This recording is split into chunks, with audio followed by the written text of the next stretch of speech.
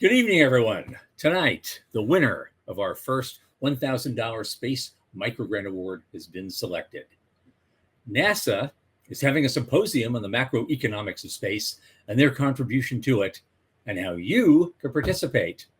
And we'll be taking a comprehensive look at not only Boeing's embarrassment with Starliner, but ask whether the commercial tide has turned for good in favor of new space, with my guest, the original space cowboy himself, Rick Tumlinson.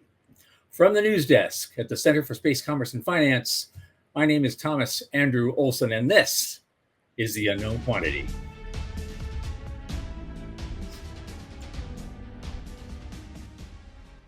Welcome to the show. I have to say it, many of you newcomers here might be wondering just why you came. You may have come across the link in our social feeds, or perhaps one of your space friends forwarded you a link, or you're on our mailing list and you got a link there. But now that you're here, you wouldn't be blamed for thinking, man, aren't there a lot of blogs and podcasts dedicated to commercial space or space in general? Well, of course there are. So what makes the center stand out and ask for your attention? It's very simple. We're not just a news and opinion program. We walk the talk. The Center for Space Commerce and Finance stands literally at the crossroads of space commerce and angel, venture, and institutional finance. Since 2007, we've been hosting space investment summits and, of course, our flagship New Space Business Plan competition with over 20 winners receiving a collective $400,000 in sponsored prizes and about 80 companies being introduced to the world in total over the last 15 years, many of which have gone on to great success. But our latest initiative, introduced less than a month ago, is the Space Microgrant, where each month we are awarding $1,000 to a brand new startup, barely in the garage most of the time. And in August, this month, since announcing this program, we've received 16, no less, great, all very compelling entries. There were no losers in that group, believe me. But one in particular happened to stand out among the rest. So I want to announce tonight that the winner of the first microgrant for August is Toray Space and Power Systems, LLC, which of course can be found at tsps.space. Now, logistically, it was too late to have the founder and CEO, Chris Toray himself, on tonight, but he will be with us on our next program 2 weeks from tonight on September 10th. Now, listen, we continue to award microgrants. This is month after month after month. It's an ongoing program. And September is wide open, at least through September 20th. So keep applying and keep trying, because we have the windows wide open. And just in case you decide you might want to do some micro philanthropy, if you go to spacemicrofund.com, you can, in fact, scroll down to the very bottom, and you can make a little contribution to help sponsor a microgrant prize. And I encourage you to do that, with my thanks in advance. Now, meantime, interestingly, NASA is sponsoring a symposium on the macroeconomics of space that they've opened to the public. This is scheduled for Thursday, September 5th, between 9 a.m. and 12:30 p.m. Eastern Time. Now, if you want to know how NASA thinks of itself in terms of its contributions to the global space economy, the registration link is on the screen. At the very least, this should be entertaining. I will be there, if only because I can't comment on their narrative until I've seen for myself what that narrative is, especially when you consider recent events on the International Space Station. And now for our main segment of the day. I want to introduce tonight's guest. We're going to talk about this and a lot of other things, but my guest tonight is Rick Tumlinson. He's essentially has been for 40 years or more both a space rebel, but also a respected leader. And he's listed as one of the top 100 influential people in the space field. And he's referred to, and I certainly think he is, one of the world's top space visionaries. He helped coin the term new space and worked to create the new commercial industry highlighted by Elon Musk and Jeff Bezos. He's a leading writer, speaker. He's been a congressional witness. He led the commercial takeover of the Russian Mir space station and signed the first private astronaut to fly to ISS. He's the co-founder of the Space Frontier Foundation, the Earthlight Institute, Space Fund, and the New Worlds Institute. And he's also a founding board member of the original X Prize. So he's a revolutionary, he's a respected leader, and he's a really good friend. Welcome, Rick. Thank you for coming. Tom, nice to see you, man. Okay. Before we get into this, I've heard a lot about how you inspire a whole lot of people out there in the world now. You've just been doing amazing things for a long, long time. How'd you get there? Who inspired you? Oh my goodness. Well, as an asthmatic kid growing up, I created my heroes by, in a sense, reading science fiction. Arthur C. Clarke, Robert Heinlein, Isaac Asimov. They gave me what I call permission to dream, which is a concept I talk about in many places, but it's the idea that you can only give yourself permission to dream, and nobody can take it away from you. It's yours.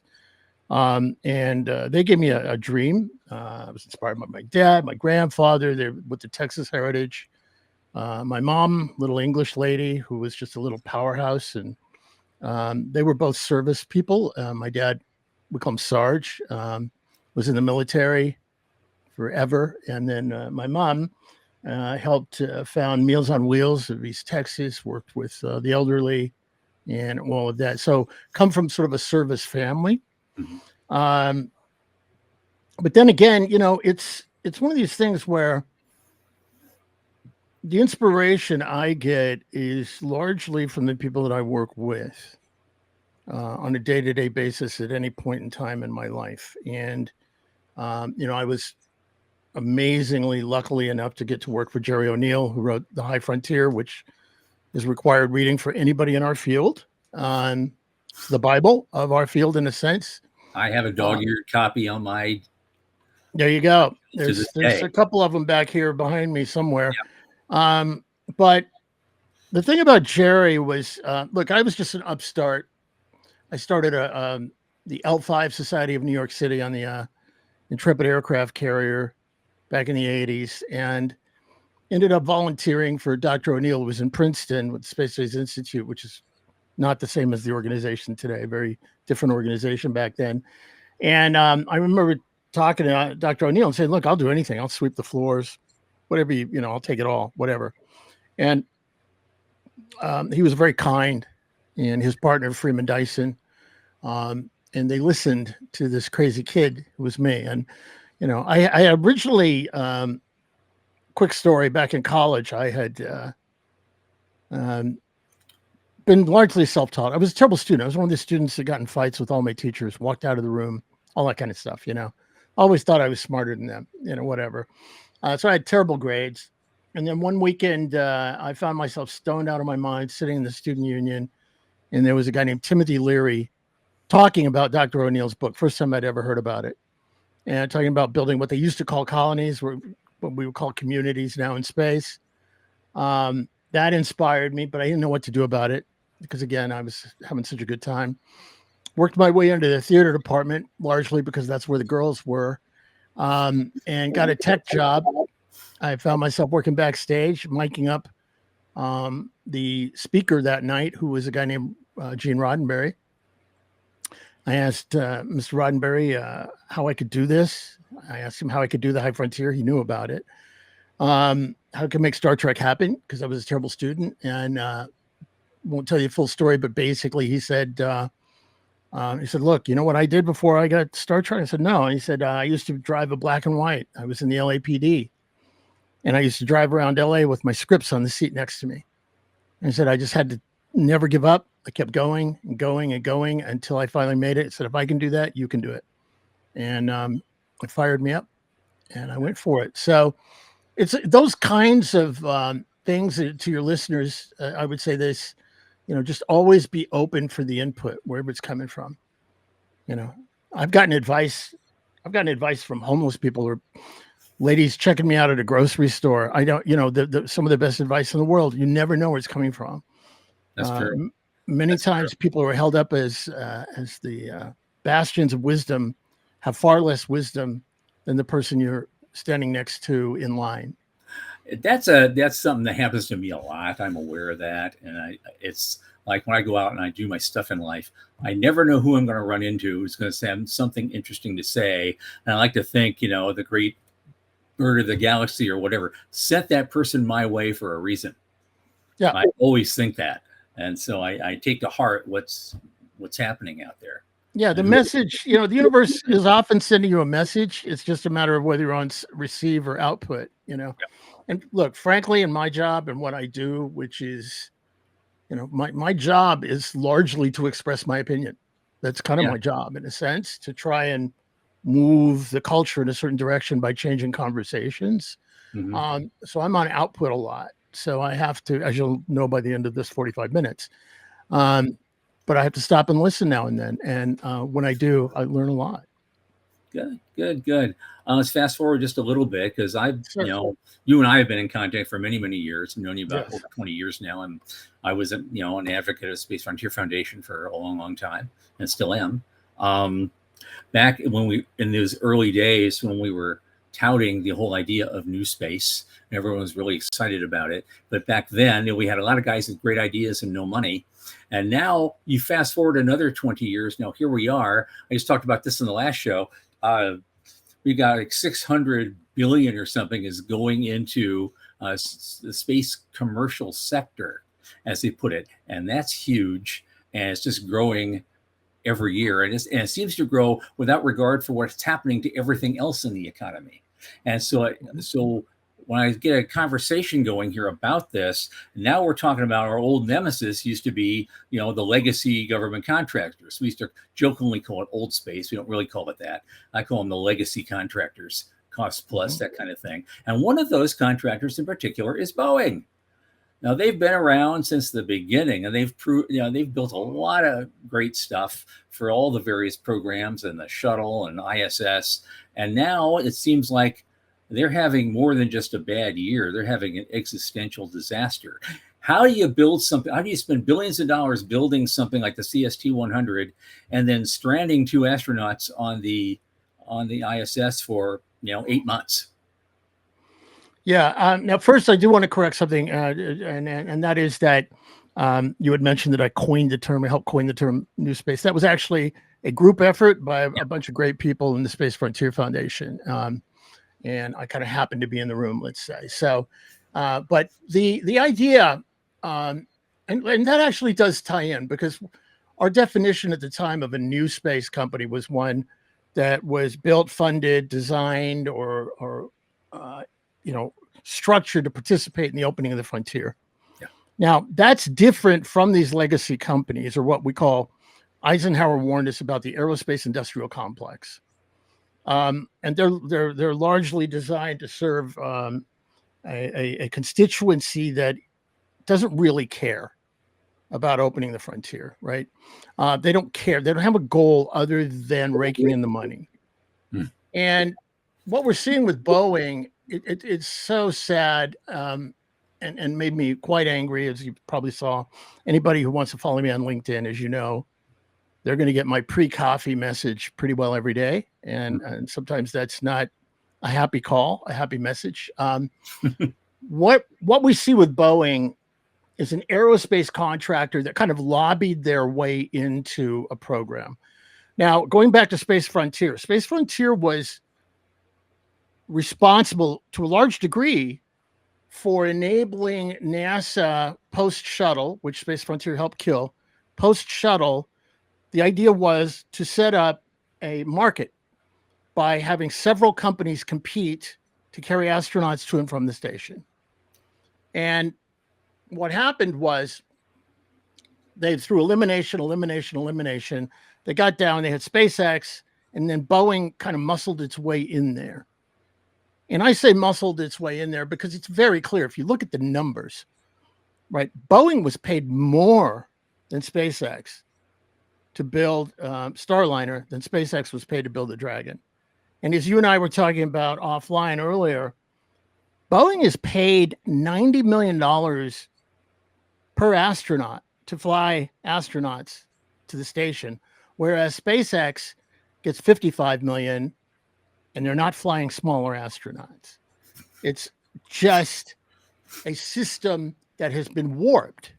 Now, working within that warped system, right, that is not designed to do anything but to get the money coming in the door. And they're a cost plus system. They're from the cost plus system. And very quickly, for your listeners who don't understand, like I have a battery here, and if you're the government and you want me to build this battery under cost plus, I get to charge you whatever it takes me to design and build this battery, and I get a percentage of what that cost is.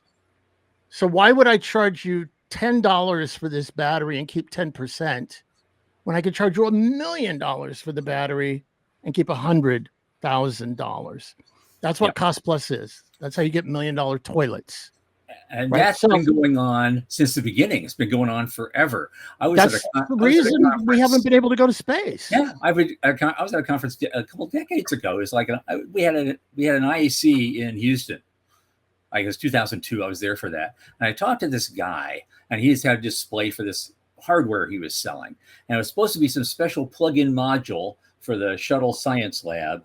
And it has an electronic thing, and it has computer capability, and it was doing all this data processing. And it had about 100 pins in the back of it, in a very complicated connector thing. And I asked him, well, what's this? This thing must be expensive. You're charging $1 million a pop for this thing. What processor is it running? And he said it was a G3. The G3 was the main processor in the Macintosh desktop units at the time. You might remember the special blue and white ones. They were with the new design early then. They were just coming out. Well, I realized I could go to a third party provider. I could buy myself a G3 processor card for about $250 back then. So cost plus is insane. Where are they getting all that extra money from? Just do space hurt in it? I don't know. It didn't make sense to me at the time. It makes less sense now. It's our friend who's well known in our world, a guy named used to be General Pete Worden, used to call that the self-licking ice cream cone. Yes. Right. And it's all incestuous. It's all designed. So when Boeing was put in a similar kind of contract with SpaceX, which is more of a free enterprise or enterprise-based company, and I know some people are, oh my God, SpaceX is taking government money. Yes, they are, but that's not the goal of SpaceX, right? And if I can just take a second here. Sure. Okay. When I do my lectures, sometimes I'll show what I call the Senate launch scam, the big orange waste of money that they're building. And then I'll take a Starship and show you and talk about the fact that if you think about it, these two systems, let's say, basically are using the same principles, right? They're using the rocket equation. They're basically the same materials to a large degree, metals and propellant and this and that and the other. But they're being built for two different reasons. And this is critical. Elon Musk, whether you like him or not politically, and believe me, I don't agree with a lot of the stuff he's saying lately, but he has a dream. And his dream is to put people on Mars, as many people as possible. And so everything he's got is laser focused in on making that happen. And along the way, he can get some government contracts to help him. So what the hell, right? You're going to take it. You're going to take it. Boeing doesn't have that. Boeing is a contractor. Their job is, according to their shareholders, keep the money coming in. Don't get too radical. Don't rock the boat. Make sure you have political strength and can keep that flow going, et cetera, et cetera. And so those are two different goals, right? So Elon can't succeed unless his rocket ships. By the way, I use rockets and rocket ships. Completely 100% reusable vehicles, I call rocket ships. But why? Because you don't throw ships away. Right. And that's the revolution that's happening, right? So he's building rocket ships so that he can safely put as many people as possible in space, i.e. onwards to Mars. Boeing is just trying to get some money. Get that money, bring it in the door, get some more money, keep the contractor happy, or at least the politicians in charge of the contractor, because you're bringing the money into their districts. It's always follow the money in that sense. But this thing that they did with the Starliner is absurd. The vehicle was not finished, and they put astronauts in it. That's almost criminal. Mm-hmm. In some cases, it would be. Go ahead. Well, and the same problem is happening again. Now there's going to be another launch soon, and it was actually postponed because of this helium leak. Mm-hmm. These helium leaks keep coming up. I mean, what the heck is wrong with their helium system, and what are they using it for? Go ahead. Yeah, but I mean, helium is a leaky thing, but you don't. I saw an article today, and I went after it in my feed on LinkedIn, where they were like, okay, so the new flight that's going to happen, that was supposed to happen tomorrow on the Falcon and Polaris mission, right, the private one, had a helium leak. And then the person in this article, I think it was Barron's or somebody magazine, they said, look, Polaris is having a helium leak too, as if they were equating what was happening with Boeing, Polaris. And I said, look, first of all, by the way, helium is leaky stuff. It's the most leaky. Yes, it is. It's the second smallest molecule in the universe. So of course it's going to leak through stuff. It's everywhere. Yeah, it leaks everywhere. But them trying to fix a helium leak that they have spotted on the ground on a spacecraft that has been well proven and flown many, many, many, many times, and delaying to fix that is not the same. It's not even in the ballpark of a company like Boeing launching astronauts in a vehicle that they haven't completely certified or tested, and then testing it with humans in it. Yeah, that's really irresponsible. That's insane. I don't know what went on in their heads, because the news you and I were watching before the launch, they said, well, it's just a helium leak, and we'll figure out how to tap that down on the fly. Mm-hmm. So if that was the only problem, maybe they could have pulled it off. But then what happened was, I read later, that about a half a dozen or so of the actual reaction control thrusters, which are vaguely important to the maneuverability of the ship, were either working intermittently or failed entirely, and it took them forever to get docked to the ISS. Mm-hmm. That's a different kettle of fish entirely. Again, it's a not working system. Look, think of how embarrassed the Boeing people were sitting there on the pad months and months and months while the Dragon keeps flying over and over again, doing success after success after success after success. It probably gets to where somebody goes, look, damn it, let's just go. And thank God they made the decision. And I know I know it's humiliating for Boeing, but the astronauts' lives are on the line. So thank God they made the decision to bring them back on a proven vehicle. Yeah. Right. So we can only pray that flight goes well. We don't ever want anybody to die in space. And I think Boeing just needs to get out of the space business entirely, frankly. Yeah, that was going to be my next question about, what's the viability of legacy contractors today, not just Boeing, but that whole ecosystem, given what's going on now. And even New Space is having a problem. I guess Mr. Bezos had a little problem on the pad the other day as well.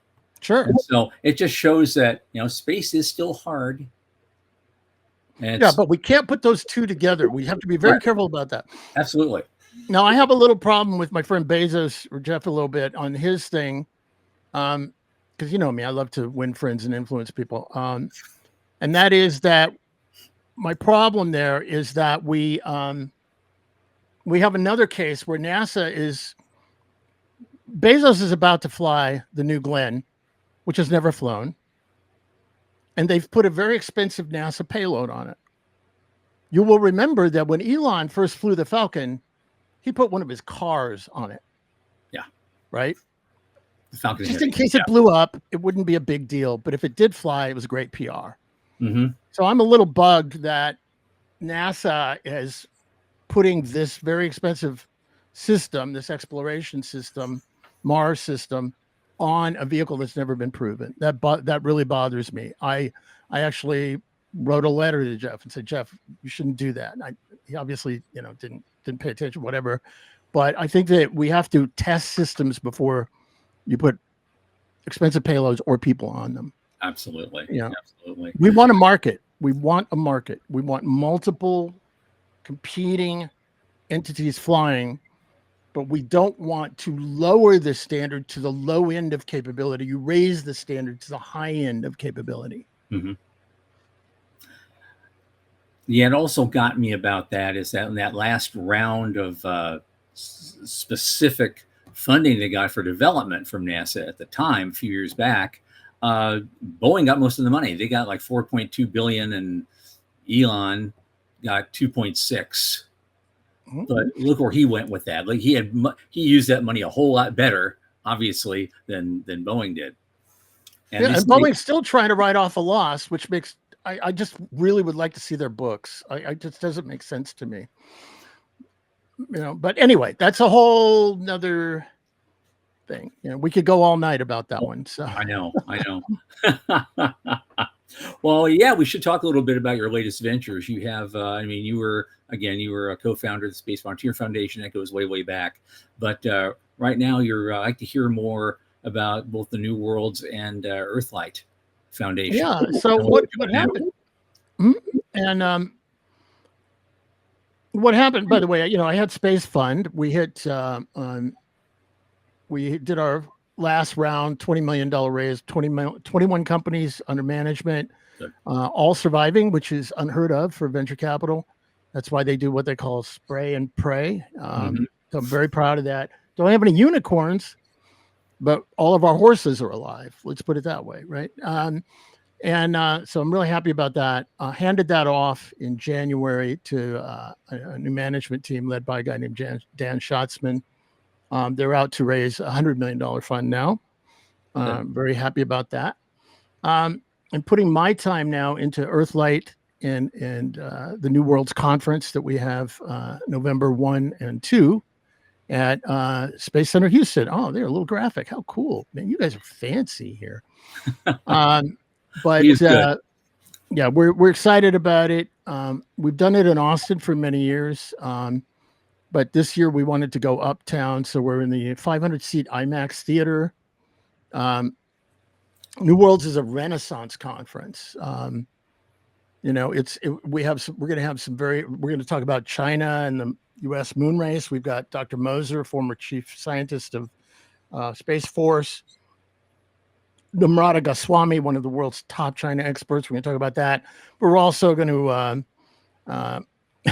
we're going to have a session on the creature comforts of space with our old buddy Sam Caniglio, who invented the zero gravity martini glass. Yes, he did. He just published a book recently too, and I wrote the foreword. You sold? Yeah, you did. I read the book. It was he sold it at ISDC, so I got a signed copy. He's a great guy, but that's book. When you walk into a New Worlds conference, you're getting something different because there's somebody sitting on stage playing an electric sitar, right? And we're trying to blend. When I came up with New Worlds, it was basically what kind of conference would I want to go hang out at? Because as you and I, man, we've been to every conference that's ever had the word space in it. Yeah. And so we consider it like you're gathering around the campfire. We don't have panels. We have conversations and discussions. We have little 15-minute star talks that are like TED Talks where people come in and just blow out a new idea, mic drop, walk away kind of thing. Then we have the Space Cowboy Ball, which is that's the creme de la creme. Yeah. And it's a costume party charity event that asks the question, what would you wear to a party on Mars in 100 years? And we get some really good answers to that. Luckily, not too many guys like you and me trying to pull off a Captain Kirk, spandex Star Trek. Right. We kind of stopped them at the door, like, sir, really, you probably want to go back home with that. You might want to beam out on that one. No, I'm kidding. That was me, actually. And, so I went home and changed. But it's a lot of fun. We give out the Space Cowboy Award. We've had Jeff Bezos showed up one year. We've given it to Glenn Shotwell, who runs SpaceX. I can't tell you who's going to win this year, but we may have two winners, and it's going to be really really a great time. So go to the website, newworlds.org, and register for that, and come see us. It's going to be really, really cool this year. And we have a dance party afterwards. So a lot of fun, and space. Right. The magic of space. It's a good time. Oh, and we have a lot of, we have a lot of new companies playing through. We're going to have updates from the space station companies, what they call the CLDs, commercial LEO destinations. Yeah. We're going to have Intuitive Machines stop by, the guys who landed on the moon recently. And, it'll be a lot of fun. Yeah, there are some incredible people. I remember you never know what's going to happen. It's very spontaneous there. Last year I was there and we did an event, and we did a pitch event actually back then. And interestingly, we got a sponsored prize and everything. Interestingly, after the event was over, after the presentations were done, some guy walks up to me and says, he'd like to host a $1,000 prize for, voted on by the audience for the most interesting presentation that day. And within an hour, we made that happen. And we got audience participation, and they voted for a company. I thought, well, I never thought they were going to get that. But it was, but that turned out to be kind of the vision for the space micro grant thing that we're doing now more formally. And that guy, that was, I think people know him as the everyday astronaut. Yep. Yeah, Tim Dodd. Yep. Yeah, and we're hoping Tim shows up. We got a little something to give him maybe this year, but maybe I'm leaking, and maybe you didn't hear that. Okay. These are not the droids you're looking for. Right. But are you ready, folk? Don't listen to that part, folk. No, it's just let it go. Let it go. The thing is, and by the way, the work you guys do is great. I mean, what you're doing is so important. We have to have a vibrant startup community. That's critical. I call one of the rules we had for Space Fund was that they were frontier enabling technologies. These are technologies that are support or will profit by the opening of the frontier that's happening. I like to point out, Tom, that 1,000 years from now, people are going to look back in this 5-year period that we're in right in the middle of, and they're going to say that's when it happened. Yeah. Starship, Blue Origin, Firefly, Rocket Lab, on and on. It's going to go on and on. It's going to keep going on and on. And I'm sure happy to be a part of this and be able to help make these things happen myself. And so this is a new venture for me. I'm still getting my sea legs on the podcasting end of things. So we're still a little rough around the edges, but we're gonna, as our guests keep coming in, and it's gonna. Yeah, I mean, look, I mean, you're doing a good job. I've been running. I have my Space Revolution. Yeah. Podcast or radio pod, I call it, because it appears on radio first, because we're part of the iHeart network, and then it becomes a podcast. But I'll tell you, it takes a little while. You'll get more comfortable. You have more fun with it. I realized when I quit, when I was trying to, here we're coaching live. Yeah. We're doing it live. But when I quit trying so hard, I just kind of had a conversation with people rather than interviewing them and just talk to them. I found that we had a lot more fun. But you're doing great. And look, the thing is, we need more voices out there. We need to talk to anybody who will listen, because our cause is so misunderstood. It is. People do not get what we're for or what we're about. And so, and all I'm doing here, and what a lot of other people we know are doing in their spaces, I like to think of it as we're adding our light to the sum of light in the universe. I like that. See, for me, I feel like I'm shouting into the ocean sometimes, but I like yours better. Steve Jobs also said, I want to put a ding in the universe. That was his way of looking at it. But we have, the thing that people don't understand is, yes, we have to balance you have to have a business plan. Yes, you have to close your business plan. You have to do all the things that go into space business. But inside, we are working towards a cause. Yep. And that's what's different about this. And that's what doesn't get out there. Yeah. You know, I wrote emails. I wrote a couple of articles before Jeff, for example, started flying people in West Texas on Blue Origin. And I was pointing out that, you know, they're going to come for, especially the billionaires. They're going to come for you, you know, because they're going to look at you. You've got this target now. And they did, and they have, right? But they don't understand what it is we're all trying to do, whether it is a young group of kids coming out of college who are trying to start a new company, or it's a billionaire taking their profits and investing them and opening the frontier.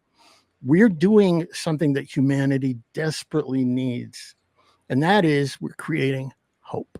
Yeah. And I want to take this all the way around to one of your original things you said, that this market, this industry, doesn't seem to be tied to the regular economic ebb and flow that we see in the financial markets.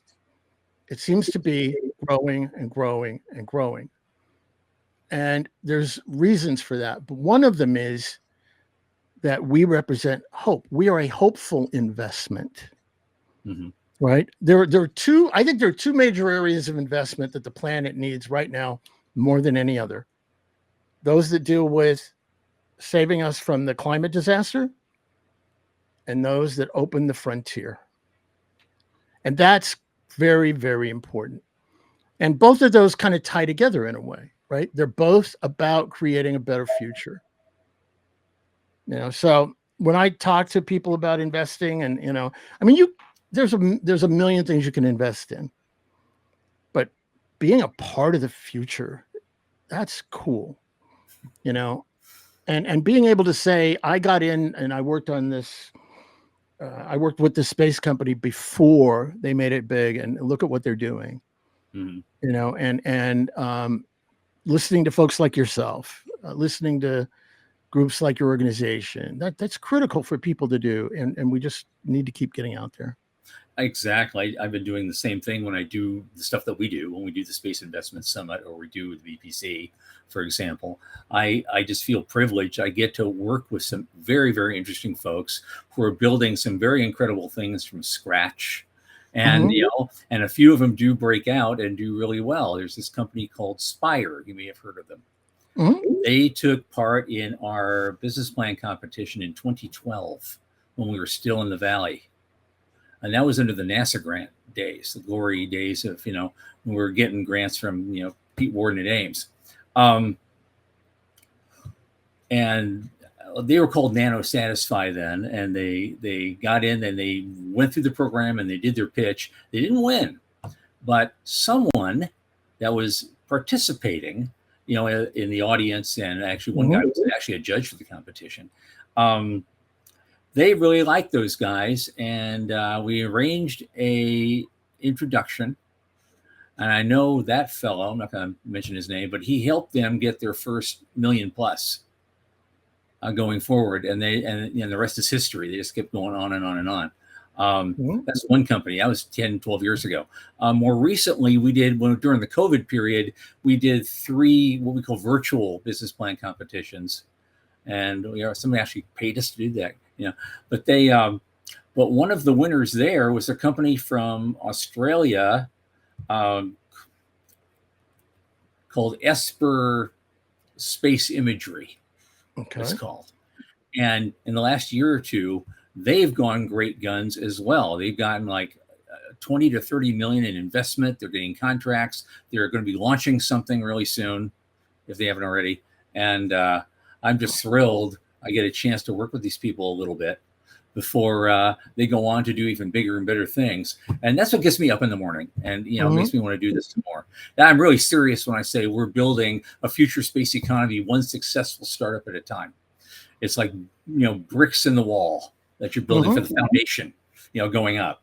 And so I would say rungs in the ladder. You're putting rungs in the ladder. Yep, that's true. Okay. And I think, look, I agree with you. And look, it's, you know, you talked about I laughed when I heard you talk about NASA giving a seminar on macroeconomics and I just thought that was hilarious. I was really trying to hold it in when I first mentioned that. I was stuttering, and everything. It's a little bit of an oxymoron, depending on who they've got in the room, right? Yeah, I know. They've got some good people over there. There's a guy named McDonald who's with NASA. I don't know if he's still there. Alex. He's been great. He was running the portal for a while during the big grant time. So he's a good man, knows what he's talking about. Right. But it's the one thing we have, and this is kind of the way we do with Earthlight and New Worlds, is we have this grand vision of humanity and life expanding beyond the Earth. Yep. But we have our feet on the ground, and we are solid. And in fact, we're having a session at New Worlds called Reality Check. Good. And we're going to beat the crap out of all the myths that we have. Mm-hmm. This idea that you're going to be living in little domes on the surface of the moon or Mars. No, you're going to be living under Mars. That's right. Right? Yeah. You're not going to be cruising around the solar system, sitting in the front windows of a starship, getting bathed in radiation. You're going to be huddled down inside, surrounded by all kinds of materials that'll keep that radiation off of you. And that's just it. We won't be seeing, and still to this day, they build these fantastic digital imageries of domes and of all this stuff and tubes. It says, no, you're not going to see any of that from orbit. All you're going to see is little lumps in a field of sand, basically, because you've got a meter or more of regolith piled on top of you to keep the radiation out. No one's going to see shit. Yeah, absolutely. And it's like 4 meters that you have to have. Now, I talk about this a little bit in the book I have coming out, but we're going to do all kinds of things to modify who we are as we head out. Mm-hmm. So, for example, and there's so much to talk about, but I mean, genetic modification to where there are bacteria that live in nuclear plants because they can repair the damage so quickly. Mm-hmm. And we're going to do some of that with ourselves, and we're going to create new species of human beings as we go out and all of that. But we have to be careful with the Kool-Aid that we drink. So, for example, we're bringing a lady in who co-wrote a book called City on Mars. And it's a very skeptical book. I mean, we're gonna have some interesting moments during that session, but that's what we want to do. We have to make sure that what we're speaking about is based on reality as we open the frontier. Absolutely. And I'll raise my hand if there's anything I can do to help contribute to that. Mm-hmm. Let me know. Well, I mean, you already are. Yeah. You already are. And, moving forward, we're going to be doing a lot of different things in terms of getting the word out. I will, plug my book. There it is. Oh, my goodness. There it is. I know. I didn't even have to ask you about it. There it is. Let's go. There it is. I was just thinking and I looked away and there it is. Wow. You guys are good here. We are good here. Your engineering team is amazing. So the book is called Why Space? The Purpose of People. The answer to the book, you don't even have to read the book. The answer is in the title. Why Space? It's the purpose of people. And that's what we're all about. This is almost like an Earthlight handbook. Earthlight has 3 principles. We call them the principles of purpose. Mm-hmm. And my goal with this book is almost to get our community to buy into it. And maybe if we take these ideas and begin to use them as the why of what we're doing. So Tom, like you, for years, I've gone around trying to sort of sell space to people. Mm-hmm. Right. And, oh man, we're going to do this. And we're going to, our friends will be like space solar power and we're going to harvest this and we're going to do that. And we're going to do all these things. And we're going to be able to fly people up there and they'll get the overview effects and look down and all of these great things. We'll be able to create new materials in space. We all, you and I deal with companies like this all the time. Right. And I realized, several years ago, it's taken a while for me to get around to writing this, but I just buried my mother that day. That evening, I'm out in the middle of a pasture and I'm walking around and my shell was cracked open, which is what happens in those moments. And I was able to receive, and I stood there in this pasture and I just felt the earth I felt the love of the earth. I felt the love of the universe. And I felt it calling. And I realized, this is after 30 years of pushing why we go. I realized that what I've been trying to sell people, I live in Texas, and you can imagine some teenage kid in Texas telling his mom and dad that they have to have a pickup truck, and the pickup truck is going to be so useful. You're going to be able to help dad. You're going to be able to help mom carry groceries. You're going to be able to carry the dogs in the back. You're going to be able to do all kinds of things, right, with this pickup truck. Really, they just want a pickup truck. They need a pickup truck because it's their independence. It's going to help them move out of their home and become who they're going to be. That's what I realized about space, was that we have a higher calling. And we have to go through the spreadsheets and the Excels and the business plans and the business plan competitions and get funding and get our investors and do all of these things. We have to do all of that. But what we're really doing is manifesting what it means to be a human being. And so real quick, I'll give you the 3 principles. The first principle is to protect and expand the domain of life. We have to take care of the mother world and repair the damage we've done. But then if you're an earthlighter, if you follow our philosophy, you go the next step. We carry the seeds of life to places dead. In other words, part of humanity's mission is to expand life to places in the universe where there is no life. I want to see butterflies on the moon. Yep. I want to see trees on Mars. Mm-hmm. The second one is to honor and evolve human civilization. I honor you. We're all part of the same family. We are literally on a spaceship together. We are the crew. And how you got here, what your history is, whether you came to the continent that you and I are on with Columbus, or you came in the belly of a slave ship, we all came here together. We all have a story. That story comes together now in this moment in history like it never has before. Because we are able to understand for the first time all these different histories weaving together.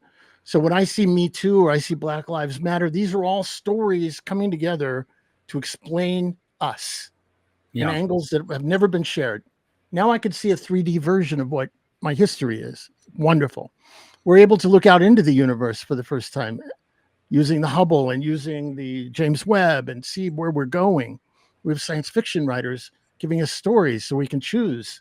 Oh, I'm reading Mad Max. That's not exactly, they dress really good. It's really cool, but I would think I would go with Star Trek, I wish that more really good sci-fi would actually hit the movie theater. You can't see around me, but I've got hundreds and hundreds of books and different sci-fi novels from great authors, including Heinlein, Larry Niven, a lot of great people.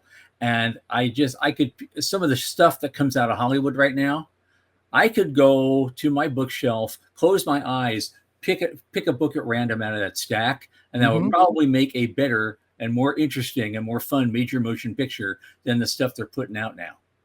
Don't get me started. I will tell you this. I showed my 10-year-old daughter, tried to have her watch Dune, and she was like, "Oh, they already did this in Star Wars, except Star Wars was funnier." No. Okay, well, that's where he got it. That's where it came from. But anyway, moving along. So the last principle. So there's honor and evolve. So as we evolve, we learn to work together. And, there's one place in the solar system where Russians and Americans are hanging out and having a good time and actually love each other. It's called the space station. Yep. Right. So we have these things we can explain to humanity as to the benefit. And by the way, it was space where we saw the Earth from the first time. We realize we're on this little spaceship together.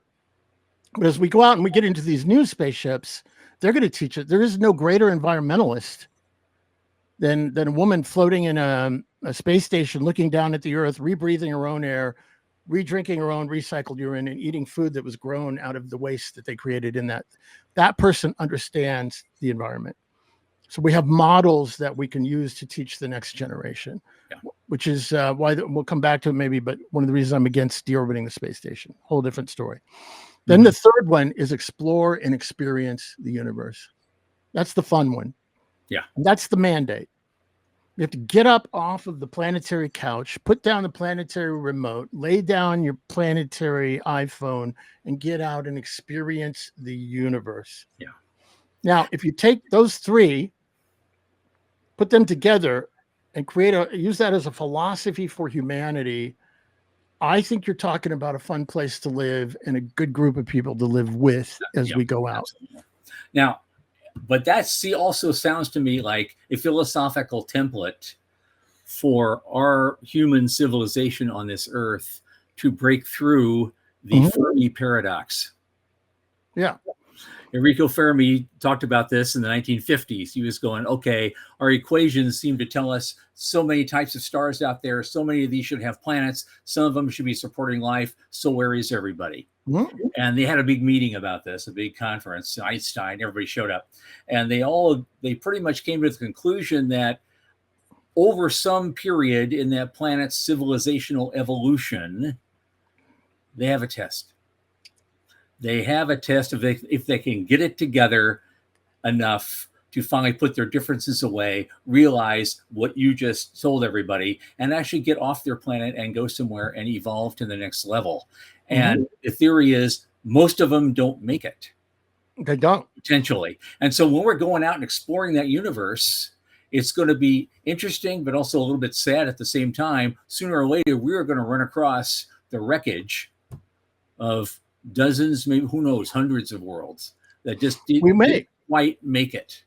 Yeah, and hopefully through the study of that, we will learn even more, from their failures and make our successes better. But we still have a shot. We still have a shot, and a big shot. This moment in time, we are at the end of the most important 100 years in human history. Absolutely. If you start in like the 1920s, 30s, let's say, and you go to today, what did we have at that point? We'd just been through a plague. We had the first world wars. We had the first interplanetary communication systems. We were able to start traveling across the world to see each other using technology. And around that rough period of time, we developed the atomic bomb and the rockets that enable us to carry it and wipe out the planet. All right. We're coming to that moment now, 100 years later, where all of that stuff is matured. We're starting to see the mistakes we've made. And lo and behold, we have a generation that rises up, inspired by the Apollo program and the cosmonauts back in the day, and they're rising up and they're building rocket ships that will transform the swords of the ICBMs and the other weapons of destruction into the plowshares that will allow us to open the universe. And I also have a little essay on this in my book, is what if we're alone? What if we're it? It's a thought experiment. We rebel against that. Yeah. We have people that have been beamed up and probed. I mean, they swear to God. God bless them, but we've created aliens ever since we started. We used to call them angels and demons and, whatever. And now they happen to come down and like ET and they touch us with a glowing finger and, we want it too bad. But we want it because we're lonely. And we're lonely because we're trying to figure out who we are and why we are. Right. And so when we're doing what we're doing in the very mundane world that we have, bring it all the way back down to spreadsheets and balancing a business plan and finding investors and bringing them in and showing them that we can deliver a product that solves a need, and then solving that need, creating that product and doing it underneath by knowing we have a passion for what it is we're doing. Because we're part of the most magnificent enterprise in the history of humanity. And that is the opening of space, the saving of the mother world, and the expansion of life into places now dead. You and I are part of that. You and I, our job, and you do it really well, and CSCF does a great job of that, is help these people along, keep them practical. Keep them practical, keep them working on that bottom line, keep them rolling out what they need to do to succeed in their businesses, because then we all work together and we create that ladder. We create that way of accessing the frontier. And then we throw that airlock open for everybody to go. Yeah. That's what it's all about. Exactly. I always thought that when you talk about those things and getting resources and everybody's talking about what's going to be the bottom line from getting space resources or bringing it back to Earth. Well, that's the other thing. That's the other myth that I'd like to confront. So I think 98% of what's ultimately resourced out in space is going to stay out in space for the benefit of the people who live out in space and want to build the next wave of human civilization.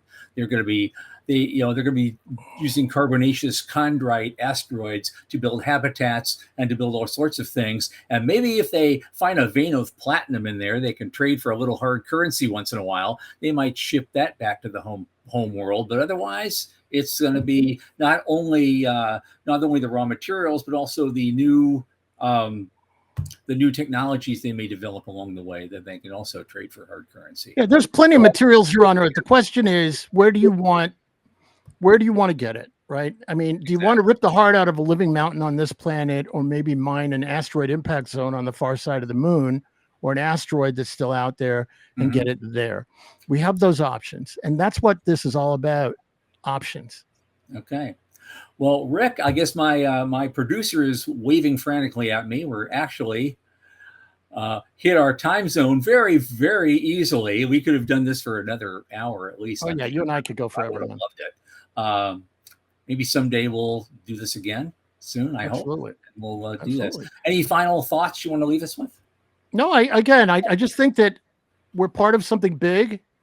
If you're an investor out there, invest in space, but do so smartly. By the way, when you're in space, the rules of business still apply. Good. Right? They still apply. They still apply. And there's no magic in that part.